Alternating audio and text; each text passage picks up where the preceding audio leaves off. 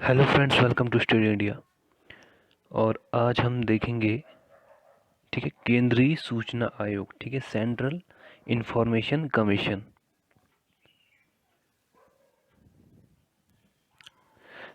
तो देखेंगे क्या है केंद्रीय सूचना आयोग, ठीक है। और इससे पहले अगर हमारी अपनी और वीडियोस नहीं देखी हैं भारतीय संविधान सीरीज़ की, तो आप प्ले लिस्ट में जाके ज़रूर भारतीय संविधान में ओपन करके उसमें आपको वीडियोस मिल जाएंगे, ठीक है। तो हमने स्टार्टिंग की थी गैर संवैधानिक निकाय से, और उसी में एक निकाय आता है, ठीक है, केंद्रीय सूचना आयोग। तो स्टार्ट करते हैं, ठीक है। तो जो केंद्रीय सूचना आयोग है, उसकी स्थापना वर्ष 2005 में केंद्र सरकार द्वारा की गई थी, ठीक है। अब कैसे हुई इसकी स्थापना? सूचना का अधिकार अधिनियम 2005 के अंतर्गत शासकीय राजपत्र अधिसूचना के माध्यम से की गई, ठीक है। तो इस प्रकार यह क्या है, नॉन कॉन्स्टिट्यूशनल बॉडी है, ठीक है। मतलब ये संवैधानिक निकाय नहीं है। इसे हम क्या कहेंगे, अगर ये एक्ट के थ्रू बनी है तो हम इससे बोल सकते हैं यह एक सांविधिक निकाय है, ठीक है। सांविधिक निकाय वो होते हैं जो संसद द्वारा किसी अधिनियम के तहत अधिनियमित होते हैं। तो केंद्रीय सूचना आयोग एक उच्च प्राधिकार युक्त स्वतंत्र निकाय है, ठीक है, इंडिपेंडेंट भी है, ठीक है। तो ये भी आपको नोट करना है। जो इसमें दर्ज शिकायतों की जांच करता है एवं उनका निराकरण करता है। यह केंद्र सरकार और केंद्र शासित प्रदेशों के अधीन जितने भी कार्यरत कार्यालय हैं, फाइनेंशियल इंस्टीट्यूशन हैं, ठीक है, सार्वजनिक क्षेत्र के जो उपक्रम है, ठीक है, अंडरटेकिंग्स हैं गवर्नमेंट के, उनके आदि के बारे में अगर उन्हें कोई शिकायत या अपील मिलती है तो उस पर सुनवाई करता है। अब जरा हम इसकी कंपोजिशन बॉडी की बात कर लेते हैं। इसमें एक मुख्य आयुक्त होता है और एक और सूचना आयुक्त होते हैं। और सूचना आयुक्त और मुख्य आयुक्त जिनकी टोटल संख्या जो है वो 10 से अधिक नहीं होनी चाहिए, ठीक है। तो ये ज़रूर आप नोट करिएगा, बहुत इम्पोर्टेंट है कि मुख्य आयुक्त और जो सूचना आयुक्त होती है इनकी संख्या 10 से ज़्यादा नहीं होनी चाहिए। और जो इनका अपॉइंटमेंट कौन करता है? प्रेसिडेंट करते हैं, और with the help of a committee, ठीक है। अब वो कमेटी, देखिए आपने जितने भी गैर संवैधानिक निकाय देखे हैं उसमें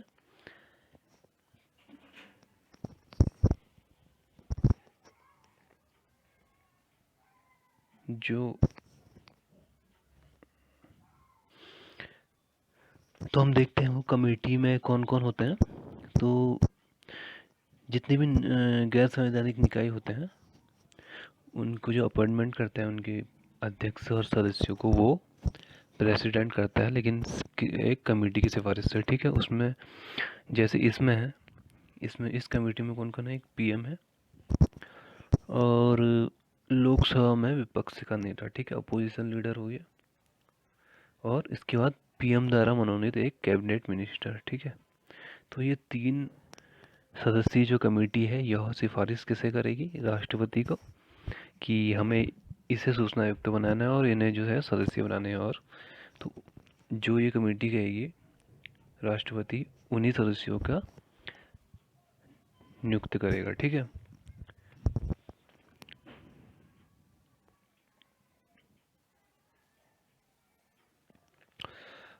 अब इसमें देख लीजिए कि क्या क्या इनमें योग्यता होनी चाहिए, ठीक है।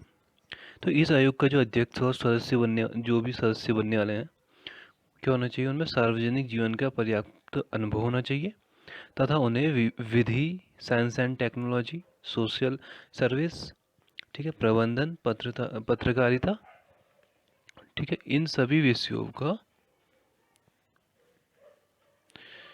इसके अलावा जनसंचार है, प्रशासन आदि का विशिष्ट अनुभव होना चाहिए, ठीक है। उन्हें संसद या किसी राज्य विधानमंडल का सदस्य नहीं होना चाहिए, ठीक है। ये भी इम्पोर्टेंट है। वैसे वैसे तो होते नहीं, अगर इंडिपेंडेंट है तो उसका मतलब वैसे भी नहीं होना चाहिए। वे किसी राजनीतिक दल से संबंधित कोई लाभ का पद धारण ना करते हो तथा वे कोई लाभ का व्यापार या उद्यम भी ना करते हो। ठीक है, तो ये एक इनकी छोटी सी इनकी योग्यताएं थी। अब कार्यकाल देख लेते हैं। ठीक है, कार्यकाल इनका 5 ईयर या 65 ईयर। ठीक है, मतलब ये अपने पद पर 5 साल तक रह सकते हैं, अपॉइंटमेंट के 5 साल तक। और अगर इनकी एज जो है 65 ईयर पहले हो जाती है 5 साल से, तो यह तब भी रिटायर हो सकते हैं। ठीक है, तो जो इनमें से पहले हो उस हिसाब से इनका कार्यकाल होगा। ठीक है, दोनों की बात कर रहा हूँ, अध्यक्ष और सदस्य दोनों का एक ही है कार्यकाल। और इनकी जो है पुनर्नियुक्ति की पात्रता भी नहीं होती। ठीक है, अगर एक बार इनको नियुक्त कर दिया तो इन्हें रीअपॉइंटमेंट नहीं किया जा सकता। ठीक है, अब देखते हैं इन्हें हटाया किस किस तरीके से जा सकता है। देखिए, प्रेसिडेंट ये है, मुख्य सूचना आयुक्त और अन्य सूचना आयुक्तों को निम्न प्रकार से हटा सकता है। जैसे सेम जैसे और नॉन कॉन्स्टिट्यूशनल बॉडीज़ में होता है, अगर दिवालिया हो या नैतिक चरित्रहीनता किसी अपराध के संबंध में दोषी करार दे दिया गया हो। ठीक है, राष्ट्रपति की नज़र में, यदि वे कार्यकाल के दौरान किसी अन्य लाभ के पद पर कार्य कर रहे हो। ठीक है, और यदि ये शारीरिक या मानसिक रूप से दायित्व का निर्वहन करने में अक्षम हो, तो ये सभी 3-4 पॉइंट जो हैं ये हर गैर संवैधानिक निकाय जो बॉडी होती है उसमें इस आधार पर राष्ट्रपति हटा सकता है। इसके अलावा जो एक है कदाचार और अक्षमता। ठीक है,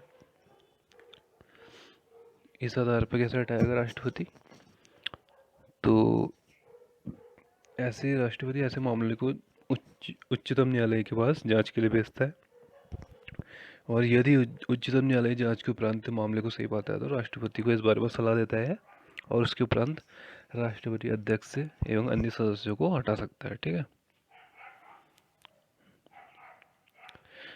देख लेते हैं इनका जो वेतन है। मुख्य सूचना आयुक्त का वेतन और भत्ते और अन्य सेवा शर्तें जो है मुख्य निर्वाचन आयुक्त के समान होते हैं। ठीक है, और उसी प्रकार जो अन्य सूचना आयुक्त होते हैं उनके जो वेतन भत्ते और अन्य जो सेवा शर्तें हैं वो जो निर्वाचन आयुक्त होते हैं अन्य उनके समान होते हैं। ठीक है, तो ये अब जरूर नोट करिए, बहुत इंपॉर्टेंट फैक्ट है। ठीक है, इन्हीं फैक्टों से क्वेश्चन बनता है एग्जाम में। अब इनकी शक्तियाँ देख लेते हैं, कार्य और शक्तियाँ। ठीक है, आयोग का यह दायित्व है कि वे किसी व्यक्ति के से प्राप्त निम्न जानकारी और शिकायतों का निराकरण करेगा। जो जन सूचना अधिकारी की नियुक्ति न करने के कारण किसी सूचना को प्रस्तुत करने में असमर्थ रहा हो। ठीक है, उसे चाही गई जानकारी देने से मना कर दिया गया हो। ठीक है, उसे चाही गई जानकारी जो निर्धारित समय पर प्राप्त ना हुई हो, यदि उसे लगता है कि उसके द्वारा मांगी गई सूचना अपर्याप्त, झूठी या भ्रामक है, इस विषय पर भी वो जांच कर सकता है। सूचना प्राप्ति से संबंधित कोई अन्य मामला। ठीक है, इसके अलावा यदि किसी ठोस आधार पर कोई मामला प्राप्त होता है तो आयोग ऐसे मामले की जांच का आदेश दे सकता है। ठीक है, स्वप्रेरणा शक्ति, इसे स्वप्रेरणा शक्ति कहते हैं। और जांच करते समय निम्न मामलों के संबंध में आयोग को दीवानी न्यायालय की शक्तियाँ प्राप्त होती है, ये बहुत इंपॉर्टेंट है। तो सिविल कोर्ट की जो शक्ति होती है वो आयोग को प्राप्त है। ठीक है,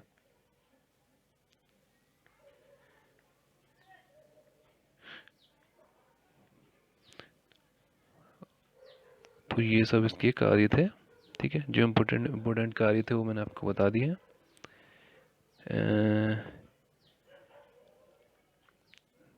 देखिए, इसमें अब कुछ ज़्यादा इम्पोर्टेंट नहीं है। एक चीज़ ये देख लीजिए कि जो भी आयोग जो है अपना जो वार्षिक प्रतिवेदन है, रिपोर्ट बनाता है, वो केंद्र सरकार को प्रस्तुत करता है। ठीक है, केंद्र सरकार इस प्रतिवेदन को दोनों सदनों की पटल पर रखती है, तो ये राष्ट्रपति को प्रस्तुत नहीं करता। ठीक है, बहुत से आप गैर संवैधानिक निकाय में देखेंगे कि जो यूपीएससी है, इलेक्शन कमीशन है, ये सब अपने रिपोर्ट जो है ईयरली वो प्रेसिडेंट को देते हैं, और प्रेसिडेंट उसे पार्लियामेंट में, या अगर रिस्पेक्टेड स्टेट की बात है तो वहाँ राज्यपाल को देता है। ठीक है, तो ये एक छोटा सा चैप्टर हमने इसे कंप्लीट कर लिया, और नेक्स्ट हम चैप्टर जो देखेंगे उसमें हम देखेंगे स्टेट इलेक्शन कमीशन। ठीक है, तो मिलते हैं नेक्स्ट वीडियो में। धन्यवाद।